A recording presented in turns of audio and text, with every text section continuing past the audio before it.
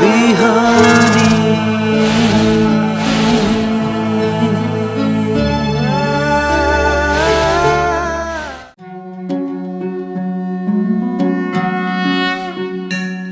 ॐ मूकं करोति वाचालं पंगुं लंघयते गिरिं यत्कृपातमहं वन्दे परमानन्दमाधवम्। यत्कृपातमहं वन्दे परमानन्दमाधवम्। समादरणीय दर्शकवृन्द, प्रभातकालीन हार्दिक अभिवादन। इमेज च्यानल को शुभ बिहानी कार्यक्रम मार्फत हामी उपस्थित भइसकेका छौं। हामीले श्रीमद् भगवद गीता को बारेमा निरन्तर विचार विमर्श गर्दै आएका छौं। गीता को तृतीय अध्याय अर्थात तेस्रो अध्यायमा कर्मयोग को बारेमा हामीले चर्चा गरिराखेका छौं। आजको सन्दर्भमा वास्तवमा कस्तो कर्म गर्ने व्यक्तिले परमात्मालाई प्राप्त गर्छ, कसरी कर्म गरियो भने भगवानलाई प्राप्त गर्न सकिन्छ, यहाँ भगवान श्री कृष्णले अर्जुनलाई त्यही कुरा बताउँदै हुनुहुन्छ। कर्म सबै मानिसले केही न केही कर्म गरेकै हुन्छन्। उनीहरूले पनि कर्म गर्दाखेरि जुनसुकै व्यक्तिले पनि त्यो कर्मबाट विभिन्न कुराहरूको चाहना राखेको हुन्छ भने ती चाहनाहरूमध्ये भगवत पद प्राप्ति अर्थात भगवानको प्राप्ति, त्यसलाई हामीले साध्यको रूपमा अर्थात मोक्ष प्राप्ति, त्यसलाई हामीले जीवनको सार्थकतासँग जोडेर हेर्छौं भने सबैले त्यो भगवानलाई प्राप्त गर्न सक्दैनन्। किन सबैले भगवानलाई प्राप्त गर्दैनन् कर्म गरेर पनि? र भगवानलाई प्राप्त गर्नको लागि वास्तवमा कसरी कर्म गर्नुपर्छ, कुन भावनाले कर्म गर्नुपर्दछ, कुन विधि र प्रक्रियालाई हामीले अवलम्बन गरेर कर्म गर्नुपर्छ, तब मात्र भगवानलाई प्राप्त गर्न सकिन्छ। यहाँ त्यही कुरा भगवानले अर्जुनलाई भन्दै हुनुहुन्छ, तस्मादसक्तः सततम्। अर्जुनलाई पनि र अर्जुनको माध्यमबाट सम्पूर्ण मानव मात्रलाई तिमीले कसरी कर्म गर्यौ भने मलाई प्राप्त गर्न सक्छौ। यहाँ भगवानले मत प्राप्ति अर्थात आफूलाई प्राप्त गर्ने त्यो जीवनको सार्थकता भेट्ने मार्ग यहाँ बताउनुहुन्छ। तस्मादसक्तः सततम् कार्यं कर्म समाचर असक्तो ह्याचरन् कर्म परमाप्नोति पुरुषः। त्यसकारण सततम तिमीले निरन्तर रूपमा कर्म आचर, कर्मको आचरण गर, तिमीले निरन्तर रूपमा कर्म गर। यहाँ कर्म गर मात्रै भन्नुभएको छैन। कर्म गर्ने कसरी त भन्दाखेरि समाचर, सम्यक रूपेण आचर, तिमीले कर्म गर। कर्म गर्दैमा तिमीले मलाई प्राप्त गर्न सक्दैनौ अर्थात मोक्ष प्राप्त गर्न सक्दैनौ। अब तिमीले भगवानलाई प्राप्त गर्ने इच्छाले यदि कर्म गर्दैछौ भने सम्यक रूपेण आचर, अर्थात् शास्त्रीय विधि अनुरूप कर्म गर। अब त्यो शास्त्रीय विधि भनेको के त? शास्त्रले कसरी कर्म गर्न भनेको छ त्यसरी कर्म गर भनियो। त्यसो भने शास्त्रले कसरी कर्म गर्न भनेको छ त भन्दा यहाँ फेरि भन्नुहुन्छ असक्तः, तिमी आसक्तिदेखि रहित भएर, जुन हामीले एउटा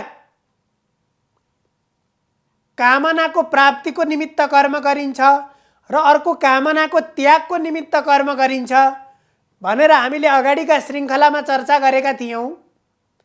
त्यस्तै यहाँ जसले कामनाको त्यागको निमित्त कर्म गर्दछ, अर्थात् सकाम नभएर निष्काम भावनाले जसले कर्म गर्दछ उसको उद्देश्य भनेको कामनाहरूको त्याग मात्रै हुन्छ, उसको प्राप्तिको इच्छा हुँदैन। मलाई यो चीज प्राप्त होस्, यो वस्तु प्राप्त होस्, यस्ता कामना हुँदैनन्।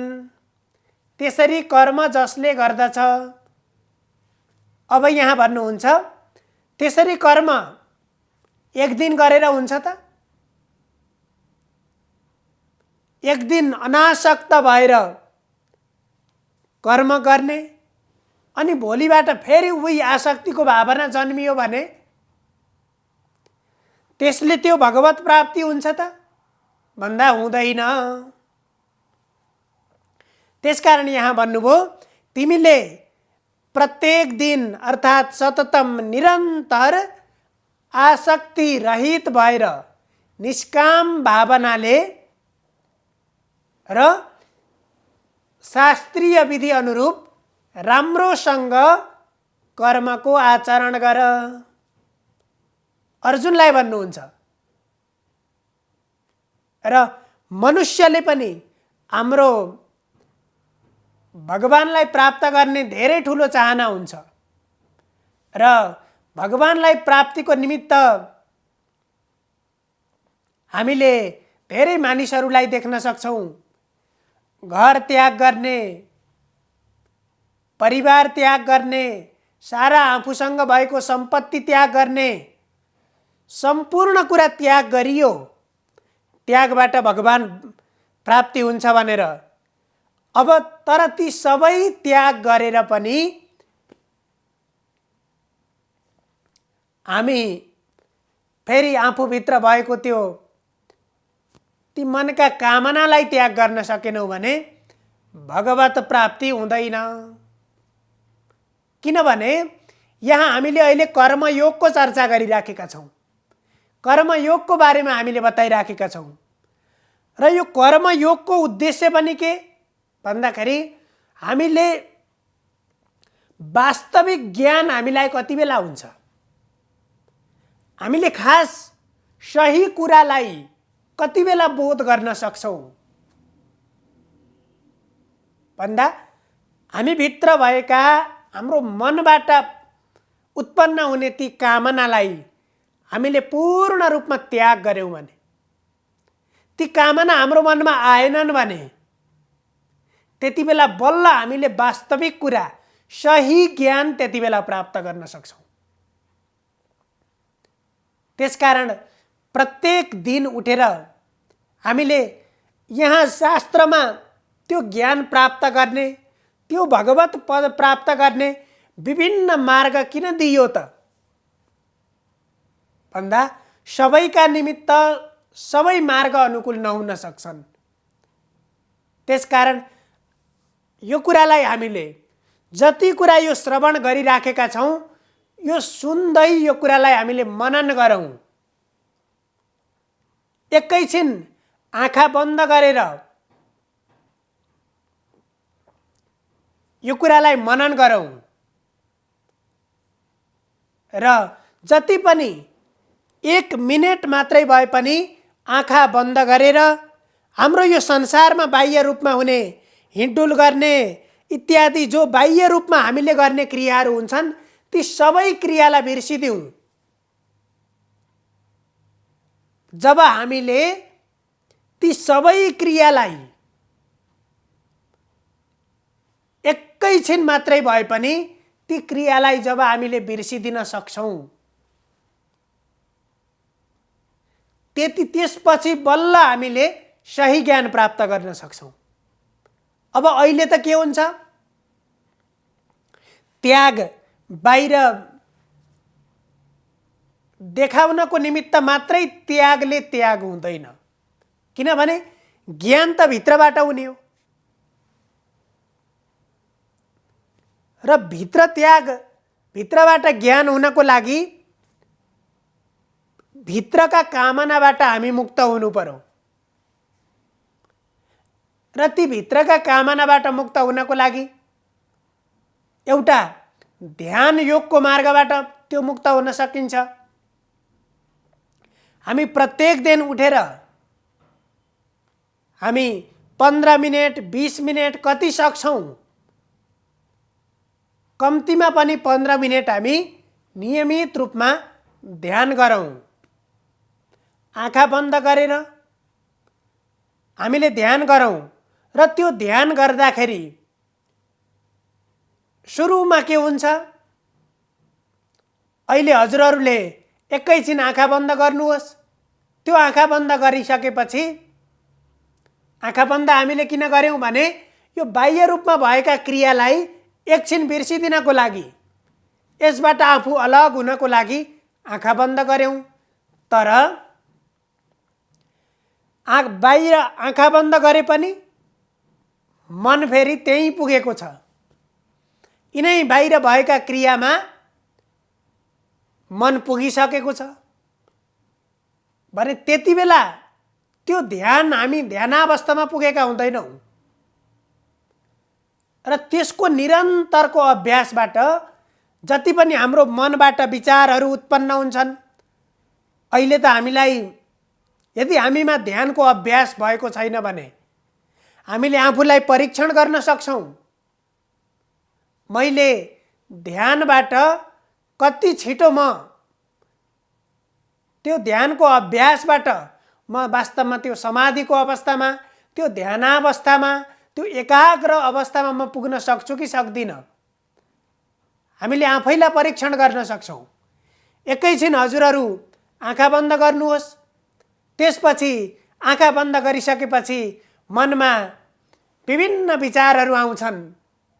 यहाँ बसे पनि कहाँ कहाँ तपाईहरू गएका ठाउँ नगएका ठाउँ कस्ता कस्ता ठाउँलाई यही बसेर आँखा बन्द गरेर ती चिजहरूलाई देख्न सकिन्छ। त्यहाँ तपाईँ जानुहुन्छ, तपाईको शरीर यहाँ भए पनि तपाईको मन देश विदेश विभिन्न ठाउँमा गएर भर्खरै घुमेर आउन सक्छ। हो, त्यस्ता विचारहरू मनमा निरन्तर आइरहन्छन्। जब हामीले त्यो लामो अभ्यास गरिसकेपछि, त्यो अभ्यास र साधना भनेको त्यही हो, ती विचारबाट मुक्त गर्नु, ती विचारबाट मुक्त बन्नु र ती विचारबाट मुक्त बनिसकेपछि बल्ल त्यति बेला हामीले सही ज्ञान प्राप्त गर्न सक्छौँ। यहाँ पनि कर्मद्वारा ती कामनाहरूलाई त्याग गर्ने एउटा अभ्यासको मार्ग र अर्को ध्यानद्वारा ती मनका विचारहरूलाई, ती अनावश्यक विचारहरूलाई नियमन गर्ने, ती विचारबाट मुक्त बन्ने आफू त्यो गर्न सक्छौँ र त्यो अवस्थामा पुगिसकेपछि बल्ल हामीले सही ज्ञान प्राप्त गर्न सक्छौँ। जब हामी त्यो अवस्थामा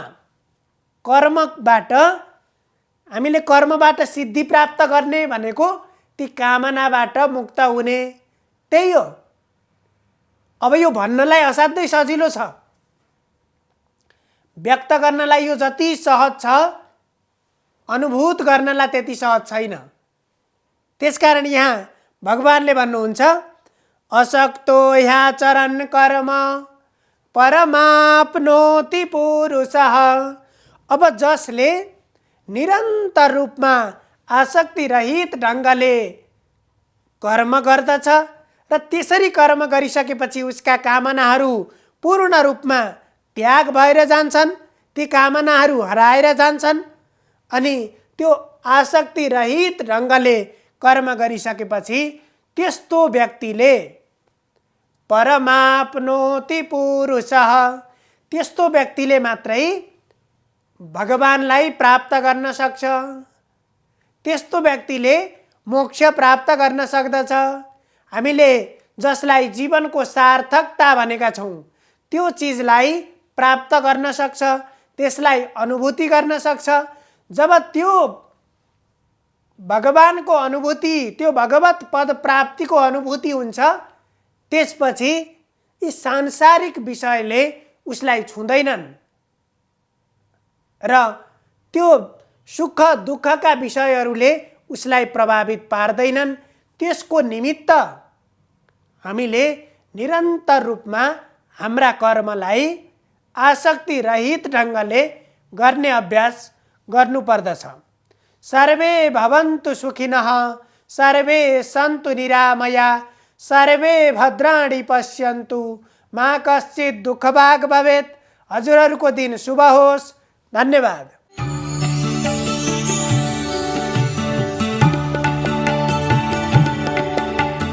नमस्कार, तपाईको आजमा स्वागत छ। म ज्योतिष आचार्य नारायण प्रसाद भण्डारी सधैँ चाहिँ दैनिक पञ्चाङ्ग र राशिफलको साथमा उपस्थित भइसकेको छु र सुरु गरौँ आजको पञ्चाङ्गबाट।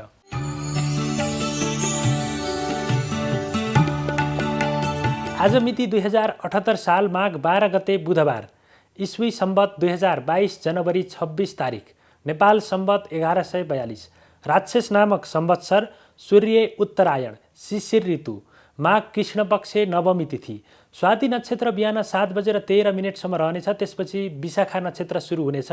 गण्ड योग, तैतिल करण दिउँसो 2 बजेसम्म रहनेछ। त्यसपछि गर करण सुरु हुनेछ। आनन्दादि योगमा धुम्र योग रहेको छ। आज चन्द्रमा तुला राशिमा भ्रमण गर्नेछन्। आज अपराह्न 12 बजेदेखि 1:30 बजेसम्म राहुकाल रहने भएकाले त्यस अवधिमा सम्भव भएसम्म कुनै पनि शुभ कार्यको थालनी नगर्नुहोला। आज अन्तर्राष्ट्रिय भन्सार दिवस समेत रहेको छ। काठमाडौँमा सूर्योदय बिहान 6:55 हुनेछ भने सूर्यास्त साँझ 5:38 हुनेछ। अब लागौँ 12वटा राशिहरूमा ग्रहको प्रभाव आजको दिनमा के कस्तो रहेको छ भन्नेतर्फ। मेष राशि। मेष राशि हुनेहरूका लागि आजको दिन अनुकूल रहेको देखिन्छ। विशेष गरी साझेदारीमा गरिएका कामहरूबाट उचित र अपेक्षित रूपमा प्रतिफलहरू प्राप्त गर्न सकिने सम्भावना रहेको छ भने व्यापार व्यवसायमा संलग्न हुनेहरूका लागि पनि आजको दिनमा व्यापार व्यवसायबाट सकारात्मक अथवा नाफामूलक अवस्था सिर्जना हुन सक्ने अवस्था रहेको देखिन्छ। त्यसैगरी आजको दिनमा पारिवारिक जीवन, दाम्पत्य जीवन र प्रेम जीवनमा पनि सुमधुरता आउनेछ, प्रगाढता आउनेछ।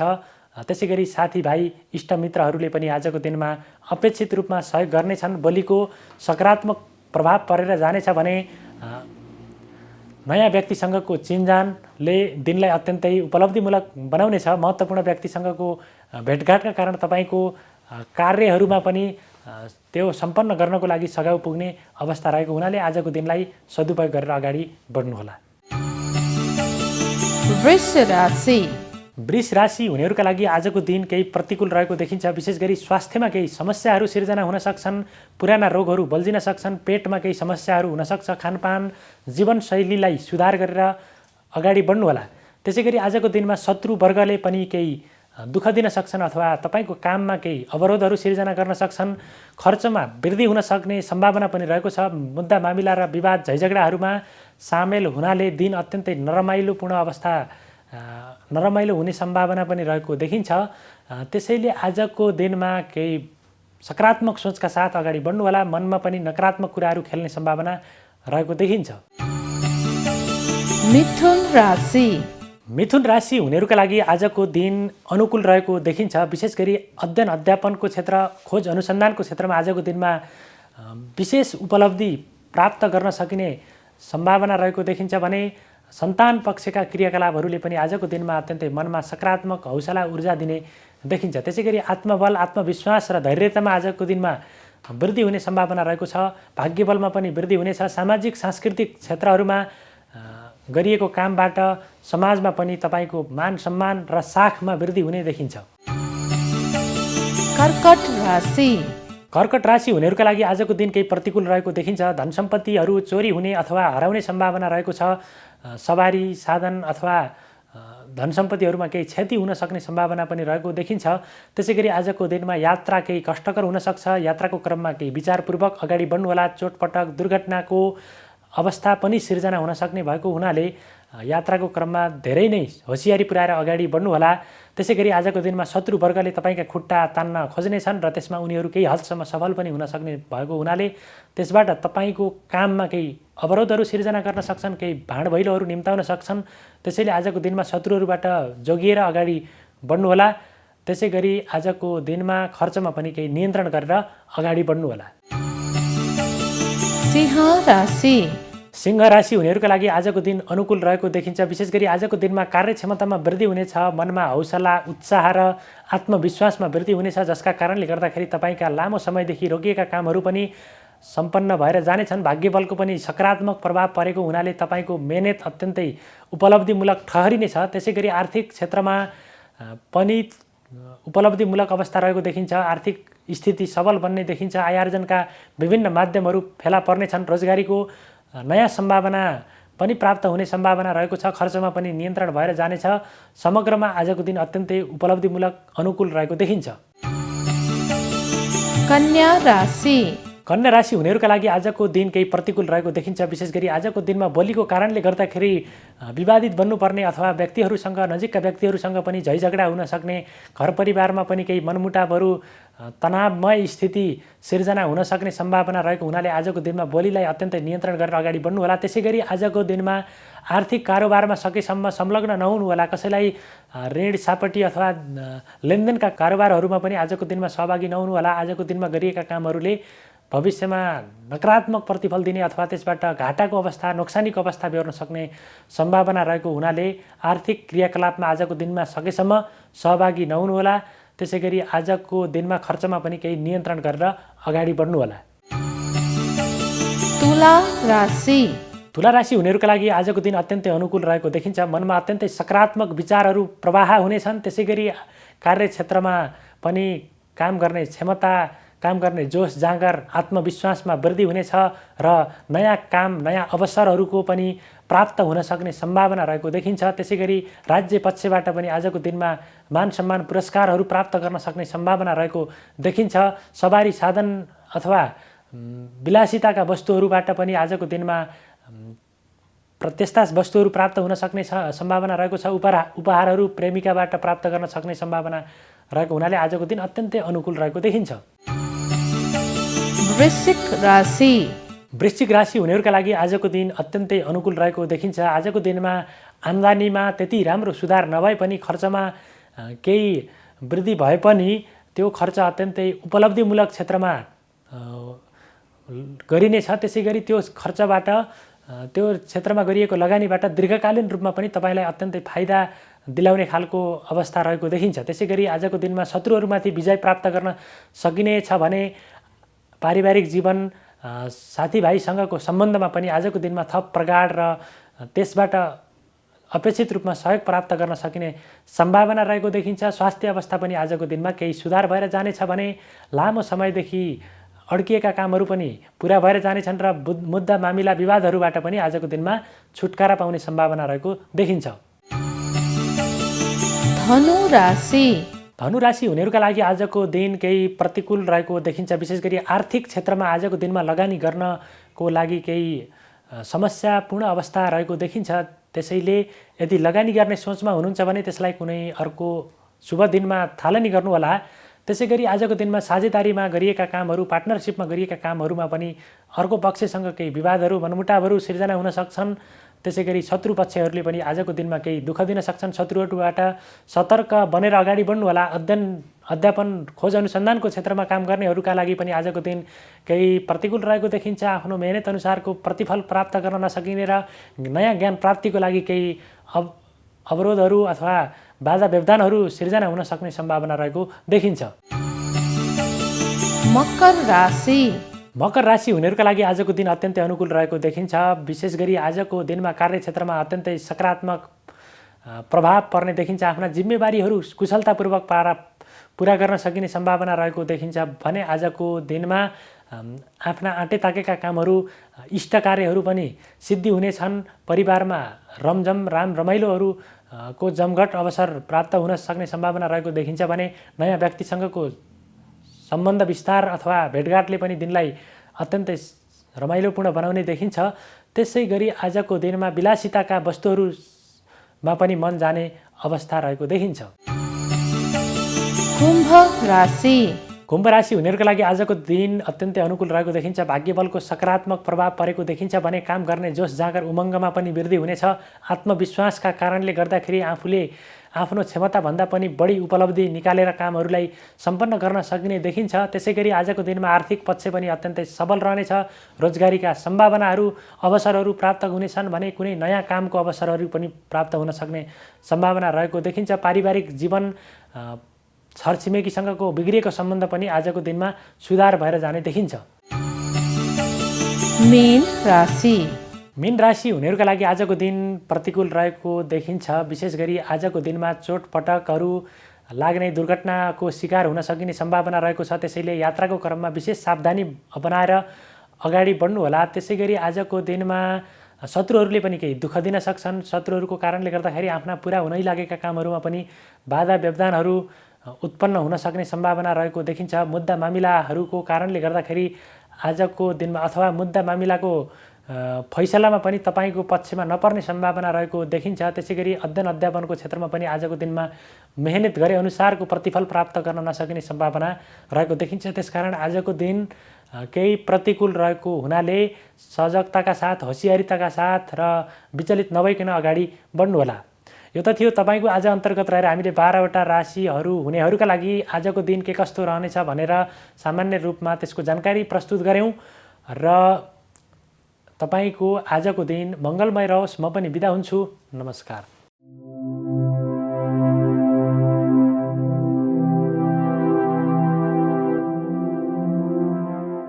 ओम बरह पीड़ा नटवर बपु कर्णयो कर्णिकारं बिभ्रदभाषकनककविशं वैजयन्तीं जमालां रन्ध्रान् बिडोरदरसुदया पूरयन् गोपवृन्दै बृन्दारण्यं स्वपदरमणं प्राविशत् गीतकीर्ति।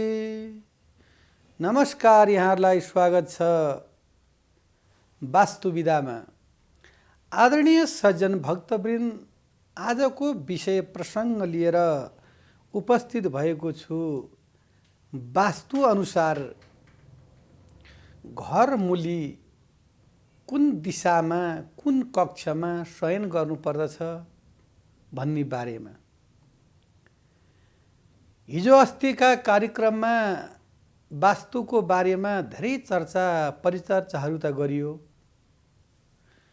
मेन गेट, बाहिरी गेट, भित्री ढोकाहरू अनि हाम्रा भान्सागृहहरू, यी सबै कुराको हामीले चर्चा परिचर्चा गर्दै गयौँ। तर आजको श्रृङ्खलामा भने घर मूली घरको कुन स्थानमा शयन गर्दाखेरि वास्तुमा कुनै प्रकारको दोष लाग्दैन। जसरी घरका पूर्वीय र उत्तर ध्रुवहरू ईशान कोण र दक्षिणी र पूर्वको ध्रुव यानि आग्नेय कोण, यी जल र अग्नि तत्त्वका लागि भन्ने कुरा सर्वसाधारणमा लगभग सबैमा यो जानकारी भएकै नै पाइन्छ। त्यसमा पनि वायव्य कोणमा वायुको दिशा र त्यो भनेको पश्चिम र उत्तरको कोण, जुन वायव्य कोण हुन्छ। जसरी पश्चिम र दक्षिणको कोणलाई नैऋत्य कोण मानिन्छ, त्यो नैऋत्य कोणतर्फ घरको कुन व्यक्तिले शयन गर्दा उपयुक्त हुन्छ भन्दाखेरि घरको मूली, जुन घरमा सबैभन्दा ज्येष्ठ श्रेष्ठ माता पिता हजुरबुवा हजुरआमा हुनुहुन्छ, उहाँहरूले त्यो स्थानमा शयन गर्नुपर्दछ। अब शयन गर्दाखेरि त्यो कोठाको लम्बाइ चौडाइ र त्यसमा कता कता झ्यालहरू छन् र कुन दिशामा त्यसका ढोकाहरू छन् त्यसको बारेमा पनि वर्णन गर्नुपर्दछ। जसरी व्यक्ति वृद्धावस्थाको छ, वृद्धावस्थाको व्यक्तिलाई विशेषतः गरेर वास्तुशास्त्र अनुसारमा स्वास्थ्य सबैभन्दा ठुलो नै स्वास्थ्य हो। त्यो स्वास्थ्य शुभ राम्रो गर्नको लागि त्यो व्यक्तिले पूर्व दिशा शिर बनाएर पश्चिम दिशामा पाउ यानी गोडा बनाउँदाखेरि त्यो व्यक्तिलाई मनमा आनन्दता प्राप्त हुन्छ र घरमूली वयस्क अवस्थाका छन् भनेदेखि उनका मनमा धेरै कुराहरू खेल्दछन् र मनमा अनेक प्रकारका सोच विचारहरू उडर हुने क्रम भएका कारणले ती व्यक्तिले धन सम्पत्ति प्राप्त गर्नको लागि दक्षिणी ध्रुवतर्फ यानी दक्षिणमा सिरानी बनाएर उत्तरी ध्रुवमा यदि पाउ राखेर उहाँले शयन गर्नुभयो भनेदेखि उहाँहरूको लागि अति नै राम्रो हुनेछ। दक्षिणी ध्रुवका जति पनि ती ध्रुवीय तत्त्वहरूले उहाँको मन मस्तिष्कमा आनन्दता प्रदान गर्दछ, मनमा शान्ति ल्याउँछ। तर उत्तरी ध्रुवतर्फ सिरानी कहिल्यै पनि गर्नु हुँदैन। जब व्यक्तिको निधन हुन्छ तत्पश्चात मात्रै त्यो दिशातर्फ शिरलाई राखिन्छ। त्यसकारणले वास्तुशास्त्र अनुसारले यो दिशालाई चाहिँ नि शुभ राम्रो मानिएको छैन। र अर्को प्रसङ्गमा के छ भन्दाखेरि त्यो शयन कक्षमा दराजहरू पनि राख्नुहुन्न। शयन कक्षमा दराज राखिएपछि दराजमा सिसाहरू हुन्छन्, ऐनाहरू हुन्छन्। त्यो ऐनाले गर्दाखेरि त्यो व्यक्तिलाई नेगेटिभ भाइब्रेसन यानी नराम्रो प्रतिकूल असरहरू पर्दछ र दुस्सप्नहरू, मनमा अशान्ति हुने, बार बार घबराहट भएर निन्द्रा खुलिरहने। त्यो के कारणले भन्दाखेरि त्यही नै ऐनाको कारणले हो। र जिउहरू कटकट खाने दुख्ने पनि त्यो ऐनाको कारणले हुन्छ।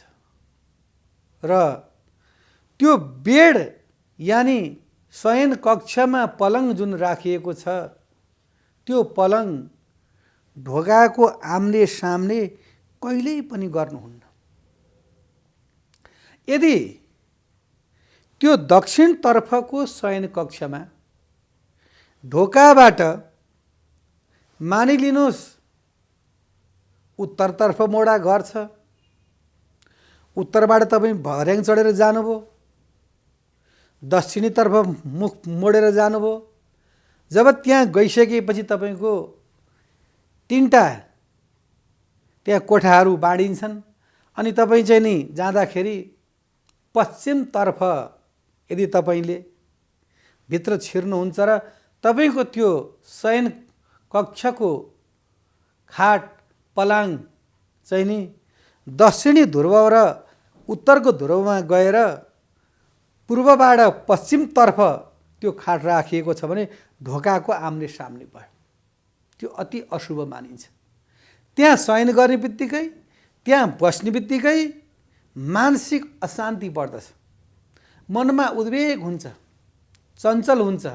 त्यस कारणले त्यो पलाङलाई, त्यो खाटलाई हामीले ढोकाको दक्षिणी तर्फमा राखेर त्यसको ध्रुवलाई सिरानी पूर्व र पश्चिमतर्फमा गएर अनि गोडाको व्यवस्था राख्ने व्यवस्था गर्नु परेछ। धनार्थीको लागि छ भने शिर दक्षिणमै राख्नु पर्दछ। विद्यार्थी भाइ बहिनीहरू हुनुहुन्छ भनेदेखि यहाँहरूको लागि भने शिर पूर्वमा शुभ राम्रो मानिन्छ। यदि हजुरको कोठामा दराज राख्नै पर्यो, ऐना राख्नै पर्यो, किन हजुरको समय सापेक्षले घर सानो छ, फ्यामिली जहान ठुलो छ र त्यहाँ हजुरले आफ्नो कोठामा त्यो हिस्सा हजुरको त्यही नै पर्यो र त्यही दराज यदि राख्नुहुन्छ भनेदेखि हजुरले रात्रिको समयमा एउटा पर्दा बनाउनुहोस् र रात्रि जब शयन कक्षको समयमा हजुरले त्यो पर्दा चाहिँ टक्क त्यो सिसामा लगाइदिनुहोस्, त्यो दोष हुँदैन। र अर्को विधातर्फ फेरि किन भन्दाखेरि अब धनमाल पनि त हजुरको घरमा राख्नुपर्छ नि। त्यो धनमाल हुन त अहिलेको भाषामा भन्ने हो भनेदेखि एटिएम कार्डदेखि लिएर अनेक प्रकारका बैंक ब्यालेन्सहरू बैंकमा राख्ने सम्पूर्ण कुराहरू छन्। मनी पैसाहरूलाई के त भन्दाखेरि त्यो क्रेडिट कार्ड यस्ताबाट चाहिँ नि विनिमयहरू गर्ने, फोन पेबाट गर्ने त्यो चलन छ। तर शास्त्रीय विधि अनुसारले हाम्रो घर भनेको मन्दिर हो। त्यो मन्दिरमा पनि लक्ष्मीको थापनाको लागि धन सम्पत्ति केही राख्नुपर्छ, खाली राख्नुहुन्न। सुन भयो, चाँदी भयो, भाँडाहरू भए, गरगहनाहरू भए, यथाशक्ति त्यो स्थानमा स्थापना गरेर राख्नाले त्यो वृद्धि हुन्छ। जसरी अन्न भयो, धान भयो, चामलहरू भयो, केही न केही हजुरले सक्नुहुन्न भने 1 बोरा 2 बोरा भए पनि त्यो घरमा राख्यो भने के त भन्दाखेरि जसरी पैसाले पैसा तान्छ भन्छन् नि, त्यस्तै प्रकारको सम्पत्तिले पनि सम्पत्ति तान्छ। हजुर जति व्यक्तिको सम्पत्ति बढ्दै गयो त्यो बढ्दै बढ्दै जान्छ। जब सम्पत्ति भएन, कङ्गाल हुँदै हुँदै हुँदै गयो भनेदेखि त्यो घरमा लक्ष्मीले हेरिदिनुहुन्न। धेरै नराख्नु, समय परिवेश राम्रो छैन, तैपनि थोरै त्यो राख्न पर्यो। त्यो राख्ने कारण किन त भन्दाखेरि त्यसको वृद्धि होस्, लक्ष्मीको आगमन होस्, धन सम्पत्तिको वृद्धि अभिवृद्धि भएर जाओस्। अर्को विषयमा त्यो राख्ने कुन तर्फ त? हजुरको कोठा एउटै नै छ, हजुरलाई शयन पनि त्यहीँ गर्नु परेको छ, हजुरलाई धन सम्पत्ति पनि त्यहीँ राख्नु परेको छ, लत्ता कपडा पनि राख्नु परेको छ भन्दाखेरि अब यसको बारेमा म हजुरहरूलाई चाहिँ नि विशेषता जानकारी गराउँछु। जुन हजुरको दराज छ त्यो दराज चाहिँ नि यहाँले दक्षिणतर्फ राख्नु पर्यो र त्यो दराजको जुन खोलिन्छ नि हामीले ढोका त्यो उत्तरी ध्रुवतर्फ हुनु पर्यो। उत्तरमा कुबेरको बास भएको कारणले त्यो कुबेरको धन सम्पत्तिहरू त्यो हावाद्वारा त्यहाँ प्रविष्ट हुन्छ भन्ने हाम्रो वास्तुशास्त्रमा ठुलो मान्यता छ। यसरी हजुरले दक्षिणतर्फमा त्यो दराजलाई राखेर खोल्दाखेरि हजुर चाहिँ नि उत्तर पल्लाहरू ती खुलुन् र हजुरको मुखमण्डल चाहिँ नि दक्षिणतर्फ भयो भने कहिल्यै पनि धनको खाँचो हुँदैन। यो हुन त आफूले जागिर खान पर्यो, व्यापार बिजनेस गर्नु पर्यो, कर्म गर्न पर्यो, त्यसमा पनि हजुरले वास्तु अनुसारको हजुरको गृह छ, सम्पूर्ण कुरा मिल्दछ भनेदेखि त्यो हजुरलाई कुनै प्रकारको समस्या हुँदैन। अब मानिलिउँ गुरुले त भन्नुभयो वास्तुको मात्रै भन्नुभयो, दक्षिणबाट उत्तर फर्काउनु भन्नुभयो। हाम्रो घरमा त्यस्तो दराज छैन, मिल्दैन, त्यो ठाउँ पुग्दैन। अब के गर्ने त? त्यो अन्त फर्काउँदा के दोष लाग्ने रहेछ त? त्यसको बारेमा जानकारी लिउँ। जहाँ रोग हुन्छ त्यसको त उपचार पनि हुन्छ नि, त्यसको औषधि पनि हुन्छ नि। र यदि हजुरले त्यो आफ्नो दराजलाई पश्चिमतर्फमा फर्काउनु भयो भनेदेखि पश्चिमी ध्रुव भनेको वायुको वायव्य दिशा हावाको स्थान हो। र जति पनि हजुरले धन सम्पत्तिहरू राख्नुहुन्छ त्यो देख्दैखेरि हजुरका नोटहरू त उडेर जाने होइनन्, धन सम्पत्ति उडेर जाने त होइन, तर सह हुँदैन, बचत हुँदैन, लभ्य हुँदैन। कसैको घरमा कति धेरै समयसम्म ती सामानहरू टिकेका हुन्छन्, सितिमिति जल्दैनन्, सितिमिति फाट्दैनन्, सितिमिति त्यस कुनै पनि प्रकारको समस्या आउँदैन। र कुनै घरमा चाहिँ कुनै नयाँ सामान लाने बित्तिकै त्यो समस्या आइहाल्ने, जलिहाल्ने, टुटिहाल्ने, फुटिहाल्ने। त्यो कारण के त भन्दाखेरि हो यही वास्तुको दोषले गर्दा हो। त्यसै कारणले व्यक्तिले शयन गर्ने, भोजन गर्ने र कुन स्थानमा बसेर भगवानको पूजा अर्चना गर्ने, कुन स्थानमा बसेर आफ्ना मेडिटेसन ध्यानहरू गर्ने र कुन स्थानमा बसेर विद्यार्थीहरूले विद्या अध्ययन गर्ने र गेस्ट पाहुनाहरूलाई कुन स्थानमा उहाँहरूलाई सुत्ने ठाउँको प्रबन्ध गर्ने, कुन ठाउँमा हामीले बसेर मनोरञ्जन गर्ने स्थान जहाँ टिभीहरू अनेक प्रकारका टेपहरू त्यहाँ बजाउने, नाच्ने, गाउने त्यो स्थान सम्पूर्ण कुरालाई मिलाउनु भनेको नै वास्तु हो। जसरी मानिलिनुहोस् एउटा ठुलो कपडा छ, त्यो कपडालाई काटेर त्यसलाई मिलाएर बाहुलादेखि कलरदेखि लिएर त्यसलाई गोजीदेखि लिएर सम्पूर्ण कुरो मिलायो भने के त भन्दाखेरि त्यो कपडा बन्यो, त्यो लुगा बन्यो। त्यो कपडा ओढे पनि त हुन्छ नि, तर त्यसको महत्त्व भएन। त्यो संस्कृतमा त्यो कपडाको त्यो रेसा रेसा धागो धागोलाई सुतह भन्छ। त्यो सुतहहरू मिलेर यानि त्यो धागो धागो मिलेर कपडा बनेको हुन्छ, कपडाले लुगा बनेको हुन्छ। यदि त्यो कपडाको धागो धागोलाई निकाल्दै गयो भनेदेखि कपडाको अस्तित्व रहँदैन, कपडै रहँदैन।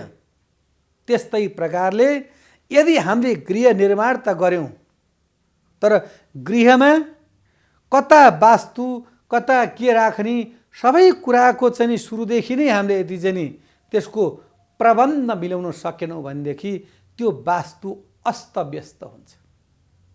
अब हामी अर्को पाटोतर्फ लाग्यौँ।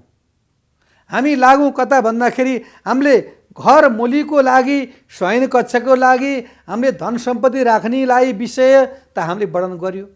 अब हाम्रा विद्यार्थी भाइ बहिनीहरू, हाम्रा नानी बाबुहरू, भविष्यका कर्णधारहरू यी कुन स्थानमा बसेर यिनले पढ्नु पर्दछ र यिनलाई कुन स्थानमा बस्दाखेरि र पढ्दाखेरि यिनीहरूको दिमागमा चाँडै प्रविष्ट हुन्छ शब्द ओडहरू, यिनलाई याद हुन्छ भन्दाखेरि यिनलाई जहिले पनि उत्तरी ध्रुवतर्फ राख्नु पर्दछ। हुन त जाडोको समयमा उत्तरी ध्रुवमा त्यति घाम आउँदैन, दक्षिणतर्फमा चाँडो तातो हुन्छ। तैपनि त्यो वायुको हावाको प्रकोप कुबेरको स्थानबाट उत्तरी स्थानमाबाट घरमा प्रवेश हुने हुँदाखेरि त्यो घर पवित्र हुन्छ र त्यहाँ पढ्ने विद्यार्थीहरू कुल चिसो दिमागमा हुन्छन्, ठन्डा हुन्छन्। जबसम्म दिमाग ठन्डा हुँदैन, खाली हुँदैन, तबसम्म कुनै पनि शब्दहरू ग्रन्थहरू त्यहाँभित्र जान सक्दैन। त्यस कारणले गर्दाखेरि त्यो उत्तरी ध्रुवमा उत्तरी कोणमा यानि पश्चिम र उत्तरको कोण वायव्य दिशामा यदि विद्यार्थीहरू बसेर पढ्दछन्, त्यहाँ शयन गर्दछन् भने तिनीहरूको शिक्षा, आयु, आरोग्यता, सम्पूर्ण मनोकामनाहरू उनीहरूको समृद्धि भएर जान्छ। र त्यसमा पनि पूर्वक्रमले बताए अनुसार ढोकाबाट छिर्ने बित्तिकै ती बच्चाहरूको चाहिँ नि बेड यानि पलङहरू हुनु हुँदैन। बच्चाहरू त्यहाँ बस्ने बित्तिकै चञ्चला हुन्छन्। एकछिनमा म यो लेख्छु भन्छन्, एकछिनमा त्यो लेख्छु भन्छन्, एकछिनमा यता जान्छु भन्छन्, एकछिनमा यता जान्छु भन्छन्। त्यो सम्पूर्ण चाहिँ के छ त भन्दाखेरि तिनीहरू त्यो बिर्सिन्छ। त्यस कारणले मन चञ्चला हुन्छ। त्यो मन चञ्चला भएका कारणले उनीहरूले विद्या हासिल गर्नको लागि सक्दैनन्। त्यस कारणले वास्तुको लागि यो जरुरतमन्द छ कि यो वस्तुको लागि यो मिलाउनै पर्छ। यदि वास्तु बिग्रेका खण्डमा दुःख, कष्ट, रोग, व्याधि, भय सम्पूर्ण चिजले चाहिँ नि व्यवधान दिइराखेको हुन्छ।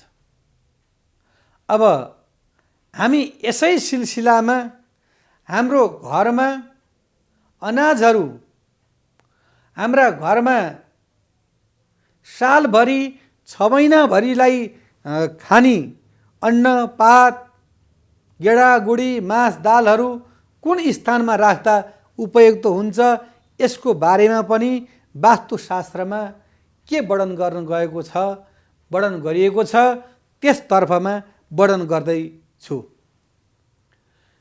के छ त विषयवस्तु भन्दाखेरि वास्तु पुरुष भगवानका जुन शरीरमा रहेको भाग मध्ये उहाँको शिर भनेको ईशान कोणमा हुन्छ र त्यो ईशान कोणमा पूजापाठ गर्दाखेरि वास्तु पुरुष भगवान चाहिँ नि प्रसन्न हुनुहुन्छ र उहाँको गोडा यानि वायव्य कोणमा भएका कारणले त्यो जुन स्थानमा गोडाहरू छन् त्यो स्थानलाई चाहिँ नि हल्का गरम वेटदार सामानहरू यदि हामीले राख्यो भनेदेखि वास्तु पुरुष प्रसन्न हुनुहुन्छ। अब वास्तु पुरुषको चरणमा राख्ने सामानलाई यदि शिरमा राख्यो भनेदेखि वास्तुको शिर त सधैँ झुकिरहन्छ, कष्ट भइरहन्छ, उहाँलाई बोझ भइरहन्छ। अनि उहाँले चाहिँ के त भन्दाखेरि दुखिनुहुन्छ वास्तु पुरुष, अनि वास्तु रिसाइदिनुहुन्छ। यसरी वास्तु रिसाउनु भनेदेखि हाम्रा सम्पूर्ण घरका ग्रह दशाहरू फेरि खराब भएर जान्छन्। त्यस कारणले वास्तुलाई प्रसन्न गर्नको लागि हामीले वायव्य कोणतर्फमा ती गरुङ्गा सामानहरूलाई राख्नु पर्दछ र यो चरणबाट यानि गोडाबाट हामी यत्र तत्र सम्पूर्ण हामी भ्रमण गरिरहेका हुन्छौँ। त्यो भ्रमण गर्ने क्रममा जब हाम्रा गोडाहरू दुख्छन् अनि त्यो गोडाहरू चरणहरू दुख्ने क्रममा जब ती गोडाहरू दबाइन्छ नि, दबाइसक्दाखेरि कति आनन्द हुन्छ, हलुका महसुस हुन्छ। हो त्यसै कारणले वास्तु पुरुषका पनि ती चरणमा लगेर यदि गरुङ्गा सामानहरू राखिदियो भनेदेखि वास्तुलाई आनन्द महसुस हुन्छ। त्यस कारणले जति पनि वेटका सामानहरू छन्, गरुङ्गा सामानहरू छन्, त्यो चाहिँ नि हामीले वायव्य दिशामा लिएर गएर त्यो राख्नु पर्दछ। त्यसरी राख्दाखेरि वास्तुमा कुनै प्रकारको पनि समस्या आउने छैन। र हामीले शयन कक्ष भयो, हामीले विद्यार्थी भाइ बहिनीहरूलाई कुन स्थानमा पढ्ने शयन गर्ने विषयमा वर्णन गऱ्यौँ र अनाज अन्न पातहरू हामीले कहाँ राख्ने भन्ने विषयमा वर्णन गऱ्यौँ। यसै प्रकारले पूर्वका दिनमा पनि हामीले वर्णन गरिरहेका छौँ र आजको दिनमा पनि हामीले वर्णन गरियो र अब पनि फेरि पनि वास्तुको लागि हामीले सदा सर्वदा दिन यहाँहरूका सामने वर्णन गर्दछौँ र यो वास्तुलाई हजुरहरूले श्रवण गरेर मनन गरेर यदि अगाडि बढ्नुभयो भनेदेखि यहाँहरूको सम्पूर्ण मनोकामनाहरू पूर्ण भएर जान्छ भन्दै यहाँहरूको सामनेबाट बिदा चाहन्छु। हस्त नमस्कार। शुभ बिहानी।